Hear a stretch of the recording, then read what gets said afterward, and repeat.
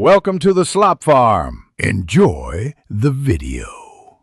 You start by installing the official ChatGPT app and signing in. Use your email or phone for a quick account. Once done, allow microphone and notifications so voice input and replies work smoothly. Make sure to verify the app publisher to avoid clones. You should also enable background refresh if you want replies to arrive promptly.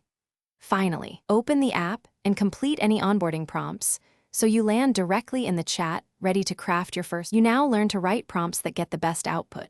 State the task, give brief context, and name the desired format. Once you see a response, ask a targeted follow-up to refine length, tone, or detail. This iterative loop is how better answers emerge. Make sure to use voice input for fast drafts or paste text for editing. If you have access to GPT-4, switch for complex reasoning or code. Keep prompts concise but specific to reduce back and forth. You finish by exporting and organizing. Share responses to email, notes, or cloud storage, and pin conversations you revisit frequently. Once organized, set up shortcuts or widgets on your home screen for one-tap access. If the app freezes or replies are slow, first retry the prompt, then force close and reopen, clear cache, or switch from Wi-Fi to cellular. As a key troubleshooting tip, sign out and back in if issues persist.